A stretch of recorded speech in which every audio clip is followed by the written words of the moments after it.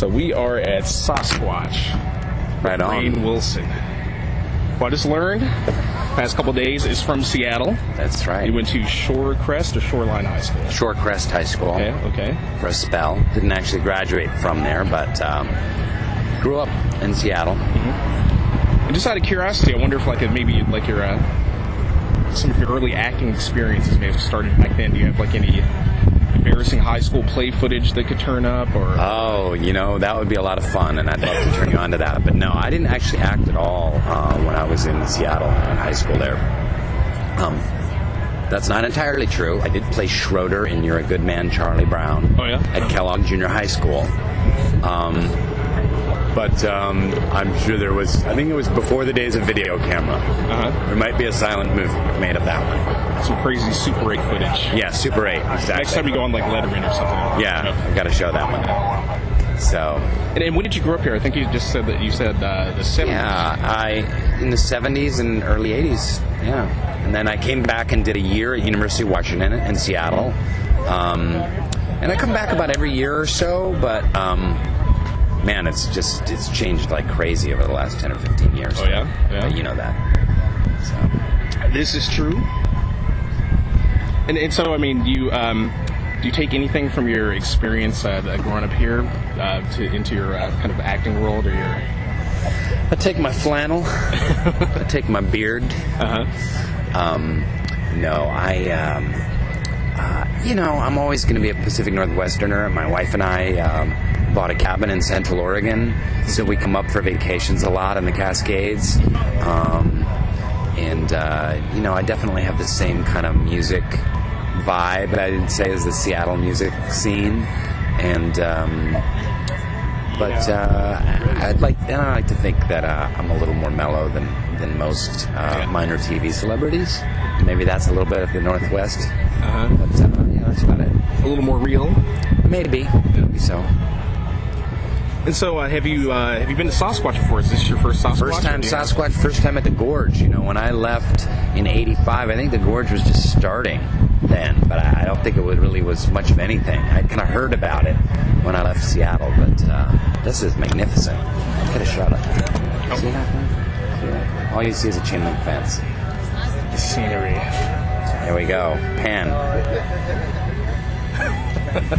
That's the old school panning effect. Yeah. The manual effect. Swivel the laptop. So you've checked out a few bands today. I saw you on the make the big national announcement yesterday. Yes, yeah. I introduced a few bands, Fleet Foxes and the National, and I went up after Modest Mouse for a little spell. But it's really cool. Like, some of my favorite bands are here today. I'm really excited to see the Cold War Kids. They're from LA, but I've never actually seen them live, but I'm a big fan of theirs. And it's great because the movie I'm promoting, The Rocker, is a rock and roll movie, and this is kind of the first publicity thing we've got going, and we definitely think that the movie will appeal to rock fans, especially young rock fans. I've seen the trailer, seen it on YouTube, and they had it up on the what is the stage up there, the Yeti stage. Mm-hmm. So why don't you tell me about your character? I mean, who do you play in this movie?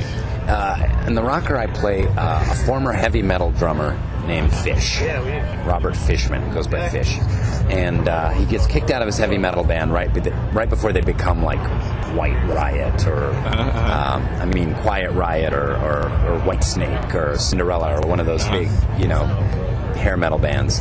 And so he misses out on his rock star life, but he gets a second chance at fame because he joins up with his high school nephew's rock band. So it's this 40-year-old heavy metal drummer going on tour with a bunch of teenagers. Okay. Sounds like that could work. I think it works magnificently. In fact, I will say that it is perhaps the greatest movie ever made. Mm-hmm. Could be this year's No Country for Old Men. Even better. Try Citizen Kane. Yeah. That's how good we're talking. So do you have, can you draw from anything in your background? I mean, have you played in a band before, or did you have to hang out with maybe some old butt rockers to do some research for this? Well, I did. I had a rock band in high school. We were terrible. We were called Collected Moss. Rolling Stone Collected Moss, and it was just a really bad cover band.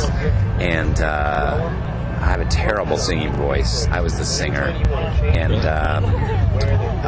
but yeah, I played a lot of instruments growing up, and I played guitar, and I played a lot of band instruments. So, but I worked with a drum coach, and he used to be in a heavy metal band, and spent a couple weeks kind of banging away in my garage, learning the basics of drumming, and also like a lot of heavy metal tricks, like the drumstick twirl, which I have down there. So you got that down, you can do that. Oh yeah, all the flip, the whole thing, anything involving a drumstick. I can actually flip it up, pull my pants down, and catch it in my anus. That's pretty impressive. And keep the beat. Wow. Yeah. It's crazy. Yeah. So are you a fan of that style of music, or are you like a closet, a Quiet Riot? I'm not a fan of hair metal, but I like good, I like Metallica and classic AC/DC and Ozzy, and, I definitely, I appreciate, real metal, and Led Zeppelin, of course.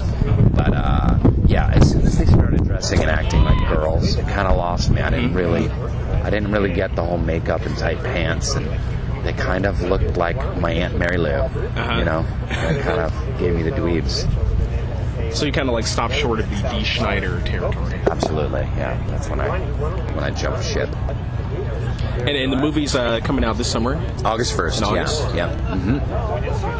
And what are some of the? I know you don't want to spoil anything. What are some of the the highlights of the film? What are some of the Well, I get to kiss Christina Applegate. Yeah, I would say that's pretty much of a highlight. The music is actually really great. Most Hollywood movies about rock music, the actual music in the movie kind of sucks. But the music is really cool. It's real rock music, and it really rocks, and it's really catchy in a good way.